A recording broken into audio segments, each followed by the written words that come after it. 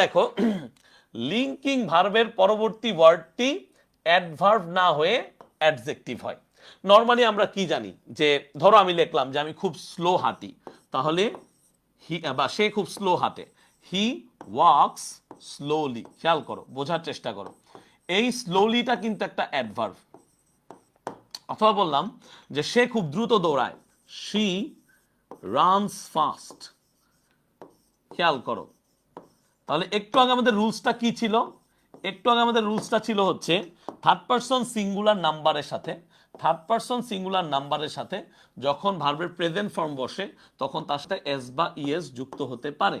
এটা এরপরে আমরা কোথায় আসলাম যে এই ধরনের ঘটনার পরে যখন আমরা সে কিভাবে কি করে, অর্থাৎ ভার্ভকে যখন পোস্ট মডিফাই করতে হয়, কি বলতেছি আমার কথাগুলো লিখতে হবে, মাথায় নিতে হবে।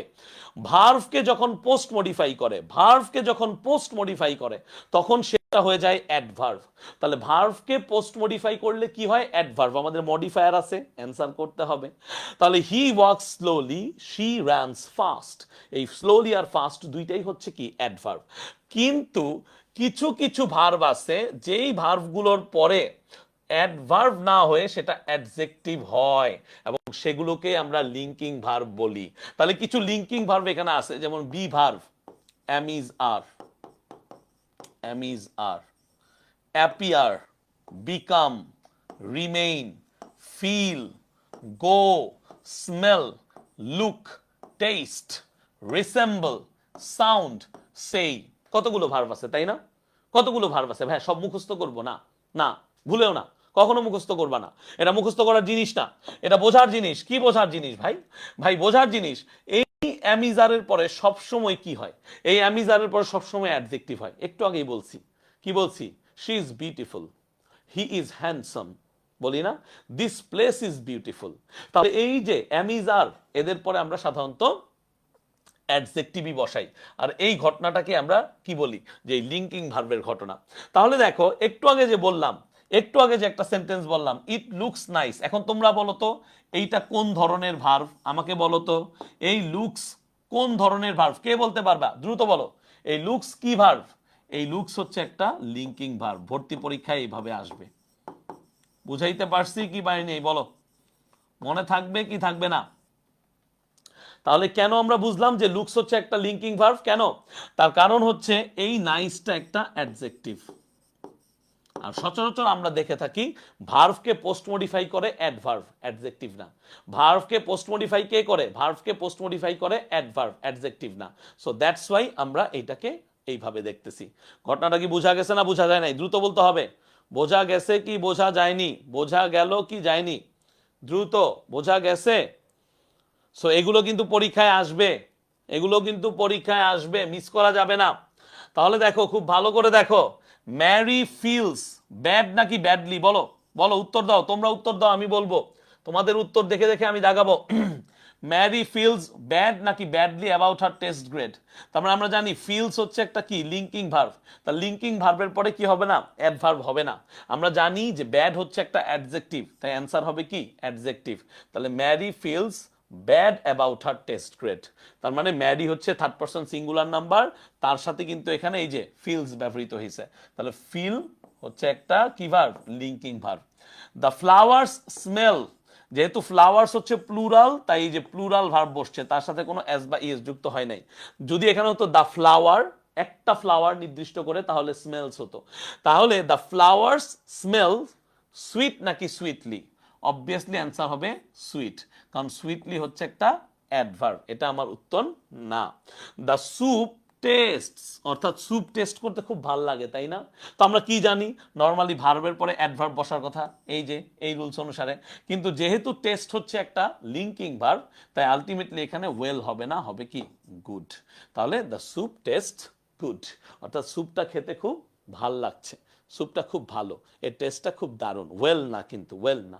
তবে একটা জিনিস মাথায় রাখতে হবে, গুড হচ্ছে অ্যাডজেক্টিভ, ওয়েল হচ্ছে অ্যাডভার্ব। কিন্তু ওয়েল যখন স্বাস্থ্যগত অবস্থা বোঝায় তখন ওয়েল অ্যাডজেক্টিভ হয়ে যায়। অর্থাৎ ধরো তুমি কেমন আছো, তোমার স্বাস্থ্যের অবস্থা জিজ্ঞেস করছে, তুমি কি হেলদি আছো কিনা সেটা জিজ্ঞেস করা হচ্ছে, সেই ক্ষেত্রে তোমাকে ওয়েলটাকে অ্যাডজেক্টিভ হিসেবে ইউজ করতে হবে। যেমন দেখো, হি ইজ গুড, সে একজন ভালো মানুষ, he is a good person বা হি ইজ গুড, কিন্তু হি ইজ ওয়েল, সে ভালো আছে, এবং এই ওয়েলটা কিন্তু অ্যাডভার্ব না, এই ওয়েলটা অ্যাডজেক্টিভ। কেন বলো তো? তার কারণ হচ্ছে, তার কারণ কি বলো তো? আমাকে বলো, কমেন্টে একজন বলো। তার কারণ হচ্ছে ভাইয়া, আমরা এতক্ষণ ধরে এটাই পড়তেছি যে বি ভার্বের পরে অ্যাডজেক্টিভ বসতে পারে। বুঝতে পারতেছো? বি ভার্বের পরে অ্যাডজেক্টিভ বসতে পারে। মনে থাকবে তো? ওয়েল হবে না, কারণ অ্যাডভার্ব। হ্যাঁ, তার মানে এই ওয়েলটা এখানে অ্যাডজেক্টিভ। পরীক্ষায় কিন্তু এইটাই আসে, পরীক্ষায় এইটাই আসার, বাচ্চারা এইটাই ভুল করে। কারণ বাচ্চারা বলে ওয়েল তো অ্যাডভার্ব, কিন্তু এইখানে কি বলছে যে হি ইজ ওয়েল, এটা তার কন্ডিশনকে বোঝাচ্ছে। যেমন এটাও বলতে পারে যে he is well enough to play football, অর্থাৎ সে যথেষ্ট ভালো আছে ফুটবল খেলার মতো। তাহলে এই ওয়েলটাও কিন্তু একটা অ্যাডজেক্টিভ। মনে থাকবে, he is well enough to play football. বলো, বুঝতে পারতেছো? ঘটনাগুলো কি বোঝা যাচ্ছে? ঘটনাগুলো কি বুঝতে পারতেছো কিনা বলো? তাহলে এই যে ব্যাপারগুলো, এগুলো সিম্পলি পরীক্ষায় আসার মতো, পরীক্ষায় আসবে। যেমন পরীক্ষায় আসতে পারে ধরো এরকম, হি, খেয়াল করো, বোঝার চেষ্টা করো, হি রিসেম্বলস হিজ ফাদার। তার মানে he looks like his father, he resembles his father. Resembles এর পরে কখনো কোনো প্রিপোজিশন বসে না। এটাও পরীক্ষায় বহুবার আসছে, তোমাদের বেলাও আসতে পারে, মনে রেখো কথাটা, ঠিক আছে? তাহলে হি রিসেম্বলস হিজ ফাদার, তার মানে সে তার বাপের মতোই দেখতে, সে তার বাবার মতোই দেখতে, ঠিক আছে? সো এই যে জিনিসগুলো, এগুলো খুব ইম্পর্ট্যান্ট। এই এই ছোট ছোট জিনিসগুলো বোঝা, এগুলো তোমার রাইটিং পার্টে হেল্প করবে। তুমি যখন রাইটিং পার্টে বিভিন্ন জিনিস লিখবা না, ফর এক্সাম্পল প্যারাগ্রাফ লিখবা, ফর এক্সাম্পল স্টোরি লিখবা, অথবা গ্রাফ চার্ট লিখবা, তখন তুমি বুঝতে পারবা। যদিও এগুলো আমাদের সাবকনসিয়াস মাইন্ডে থাকে, আমরা লিখতে পারি, কিন্তু তারপর যারা যারা বুঝে বুঝে লিখে লিখে অভ্যস্ত হয়, তাদের জন্য জিনিসগুলো আরো ইন্টারেস্টিং হয়, তারা আরো ইজিলি বুঝতে পারে। ওকে, ওয়েল অ্যাডজেক্টিভ কারণ এনাফের আগে আছে, মাশাআল্লাহ, ভেরি গুড। এই যে বুঝতে পারছো, তো জিনিসটা বুঝতে পারলেই ইজি হয়। যখন আমরা বুঝি না, তখন এগুলো অনেক কঠিন লাগে, তাই না? তাহলে দেখো, ইউনিভার্সাল ট্রুথ বা হ্যাবিচুয়াল ফ্যাক্ট বোঝাতে আমরা সবসময় এই যে ইউনিভার্সাল ট্রুথ, দেখো দুইটা জিনিস বলছে, ইউনিভার্সাল ট্রুথ অথবা হ্যাবিচুয়াল ফ্যাক্ট, এগুলো বোঝাতে প্রেজেন্ট ইনডিফিনিট টেন্স। যেমন the sun gives us light and heat, সারা জীবন, সারা জীবনই আমাদের লাইট এবং হিট এই দুইটা দিবে। তাহলে দ্য সানের পরে এই যে গিভস আছে। অথবা ধরো আমি বললাম I go to school everyday, আমি প্রতিদিন স্কুলে যাই, I go to school everyday. তার মানে এই এভরিডে শব্দটা হচ্ছে একটা টেন্স মার্কার। এই এভরিডে শব্দটা একটা কি? এটা একটা টেন্স মার্কার। অর্থাৎ এইটা থাকার কারণে আমি বুঝতে পারতেছি যে এখানে ভার্বের প্রেজেন্ট ফর্ম হবে, ঠিক আছে? এটা থাকার কারণে এখানে এই যে অভ্যস্ততাটা কি বলতেছে, হ্যাবিচুয়াল ফ্যাক্ট, অর্থাৎ যেটা প্রতিদিন তুমি করো। তুমি প্রতিদিন কলেজে যাও, প্রতিদিন স্কুলে যাও, I go to school everyday, he goes to school everyday, you go to school everyday, you go to college everyday. So এই ব্যাপারগুলো একটু মাথায় রাখতে হবে। যেমন আরেকটা শব্দ আছে অফেন। যেমন আমি যদি বলি he often, he often dash there, তাহলে আমাকে চিন্তা করতে হবে অফেন মানে প্রায়, অফেন একটা অ্যাডভার্ব, তাহলে এরপর একটা ভার্ব বসবে এবং সেটা হবে ভার্বের প্রেজেন্ট ফর্ম। এবং আমি অলরেডি সূত্র শিখেছি, থার্ড পারসন সিঙ্গুলার নাম্বার থাকলে সেই প্রেজেন্ট ফর্মের সাথে কি হবে, এস বা ইএস যুক্ত হবে। তাহলে এস বা ইএস যুক্ত করলে হি অফেন গোজ দেয়ার। বলো, বুঝতে পারছো কি বুঝো নাই? হি অফেন গোজ দেয়ার বোঝা যাবে, বোঝা যাবে। জিরো কন্ডিশনালটা কি বুঝাবো ভাই, সব বুঝাবো। জিরো কন্ডিশনাল না বুঝিয়ে কি কোর্স শেষ করতে পারবো, ক্লাস শেষ করতে পারবো? একদম না।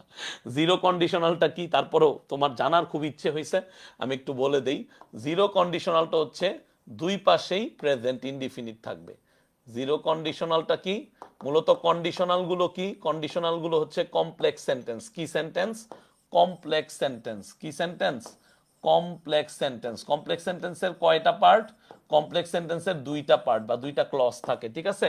তাহলে জিরো কন্ডিশনালটা যখন আমরা লিখতে যাই, তখন আমাদেরকে মাথায় রাখতে হয় যে ইফ বা আনলেস প্লাস ভার্বের প্রেজেন্ট ফর্ম এবং কমার পরেও ভার্বের প্রেজেন্ট ফর্ম থাকে। তাহলে উদাহরণ একটা দেন।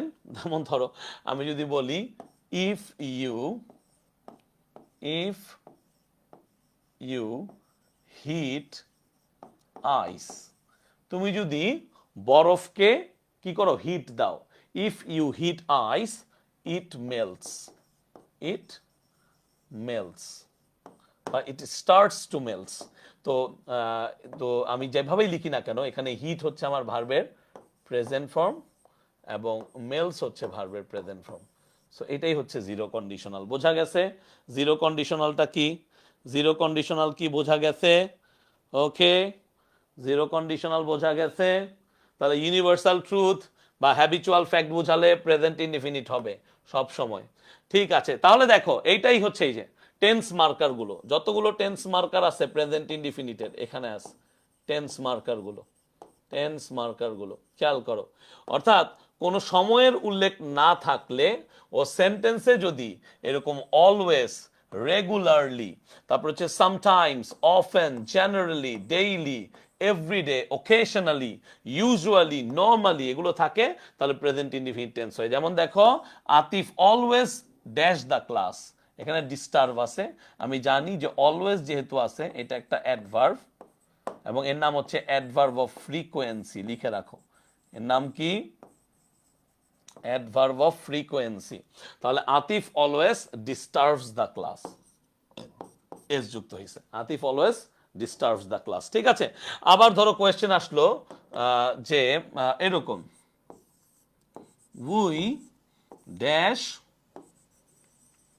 রেগুলারলি ইন দিস প্লেস, বলো উত্তর কি দিবা? ধরো তোমার বন্ধুর সাথে বা বান্ধবীর সাথে তুমি একটা নির্দিষ্ট জায়গায় প্রতিদিন প্রতিদিন দেখা সাক্ষাৎ করো, প্রতিদিন তোমাদের একটা দেখা সাক্ষাৎ হয়, তাহলে তুমি বুঝতে পারছো এখানে রেগুলারলি শব্দটা এইটাই হচ্ছে সেই টেন্স মার্কার যেটা তোমাকে উদ্বুদ্ধ করবে যে বাবা এখানে যেই ভার্বটাই বসুক না কেন ভার্বটা ভার্বের প্রেজেন্ট ফর্মে বসবে। তাহলে ধরো উই মিট, আমরা মিট করি, we meet regularly in this place, এই প্লেসে আমরা সব সময় কি করি? মিট আপ করি, আমরা সব সময় এই প্লেসে আমরা দেখা সাক্ষাৎ করি। ঠিক আছে, ওকে। সেলডমও হবে, ভেরি গুড, হ্যাঁ সেলডম হবে, তবে সেলডম হচ্ছে নেগেটিভ অ্যাডভার্ব, মনে রাখবে। সেলডম হচ্ছে কি? সেলডম হচ্ছে সেলডম, বেয়ারলি, স্কার্সলি, এগুলো হচ্ছে নেগেটিভ অ্যাডভার্ব। এগুলো হচ্ছে কি? এগুলো হচ্ছে নেগেটিভ অ্যাডভার্ব। হ্যাঁ, এগুলোও হবে টেন্স মার্কার হিসেবে। যেমন আই সেলডম ডু দিস, আমি এটা করি না বললেই চলে, বা আই সেলডম কল হিম, আমি তাকে কল দেই না বললেই চলে, I seldom call him.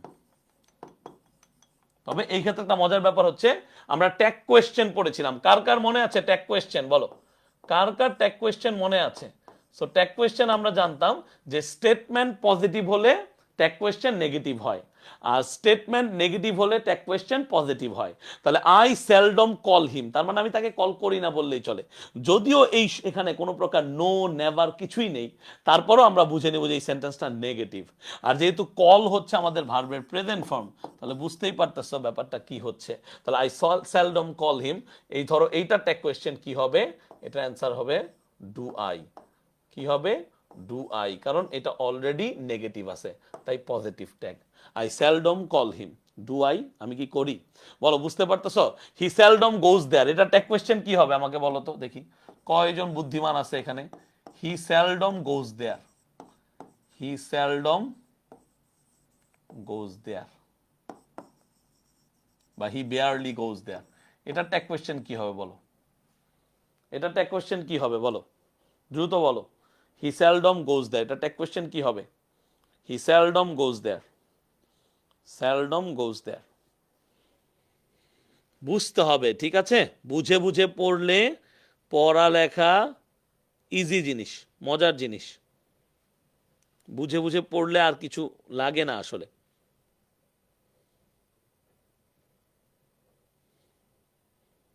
Very good, does he, এই তো সুন্দর, ডাজ হি, ভেরি গুড। তাহলে অ্যান্সারটা আমাদের কি হবে? অ্যান্সারটা হবে ডাজ হি। অ্যান্সারটা কি হবে? অ্যান্সারটা হবে ডাজ হি, ভেরি গুড। চলো চলো চলো, তাহলে ইন্টারোগেটিভ সেন্টেন্সে যদি হোয়াট, ওয়েন, ওয়্যার এগুলো থাকে, হু, উইচ, তাহলে সাবজেক্ট রূপে যদি থাকে তাহলে সাবজেক্টের পূর্বে যে টেন্স ও পার্সন আছে সেটা অনুযায়ী টু বি ভার্ব যোগ করতে হয়। টু বি ভার্ব না থাকলে টেন্স ও পার্সন অনুযায়ী ডু, ডাজ বা ডিড হয়। খুবই সিম্পল জিনিস। সহজ কথা হচ্ছে খেয়াল করো, হোয়াট এটা একটা WH কোয়েশ্চেন, এইখানে কি বসবে এইটাই হচ্ছে আমাদের ফাইন্ডিংটা। Your favourite pastime. তো আমাদেরকে বলছে যে আমরা যে সময়টা কি করতে চাই, আমরা আনন্দে কাটাতে চাই, অথবা আমরা যে আমাদের লেজার টাইমটা কি করে থাকি, আলটিমেটলি কি করে আমরা কাটাই। সো ওই ব্যাপারটাই হচ্ছে কি what dash your favourite pass time. So এটাই বলেছে যে সাবজেক্টের পূর্বে যে টেন্স ও পার্সন আছে ওইটা অনুযায়ী বি ভার্বটা যুক্ত করতে হয়। তার মানে এই যে ইয়োর ফেভারিট পাস টাইম, তার মানে এখানে এই যে অংশটা এটা হচ্ছে আমাদের কি পজেসিভ প্রোনাউন, এটা অ্যাডজেক্টিভ, এটা হচ্ছে আমার নাউনটা, সাবজেক্টটা, ঠিক আছে। তাহলে তার আগে কোনো ঘটনা দেখে আমরা বুঝতে পারতেছি এখানে একটা জিনিসকে বোঝাচ্ছে, তাই হোয়াটের পরে এখানে ইজ। যেমন সিম্পলি আমরা বলতে পারি হাউ ওয়াজ ইয়োর ডে, তোমার দিন কেমন ছিল। হাউ ওয়াজ ইয়োর ডে, তোমার দিনটা কেমন ছিল।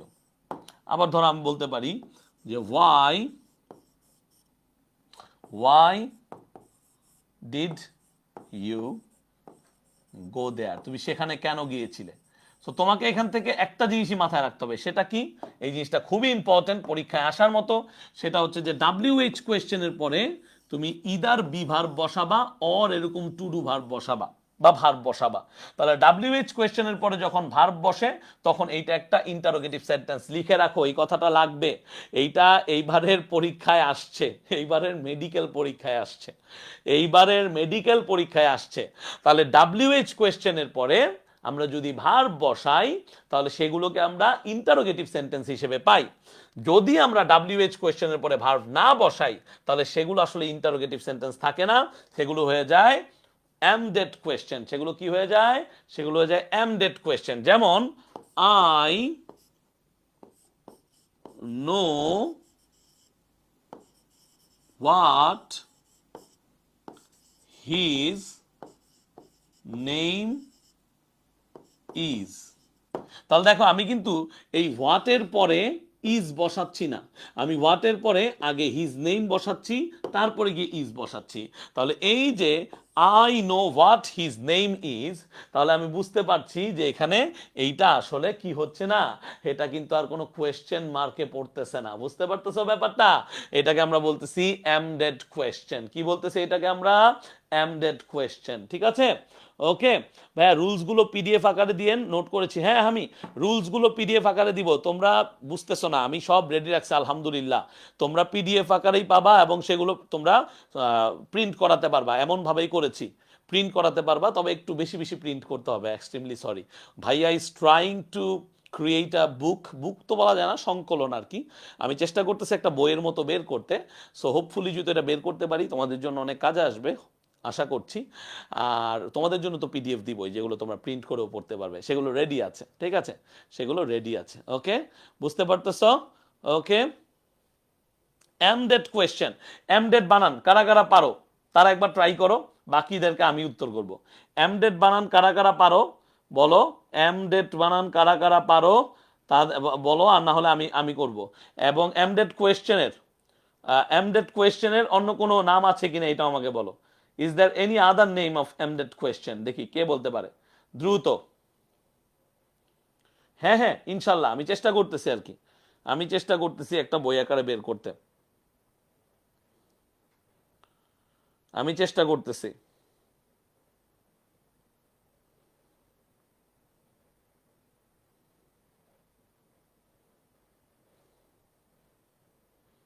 ওকে, ঠিক আছে।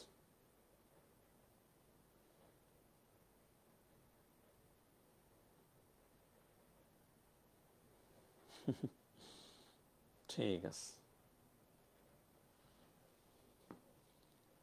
না, এই যে একাধিক মানুষ ভুল করলো, ইনডিরেক্ট কোয়েশ্চেন বলা হয় এটাকে।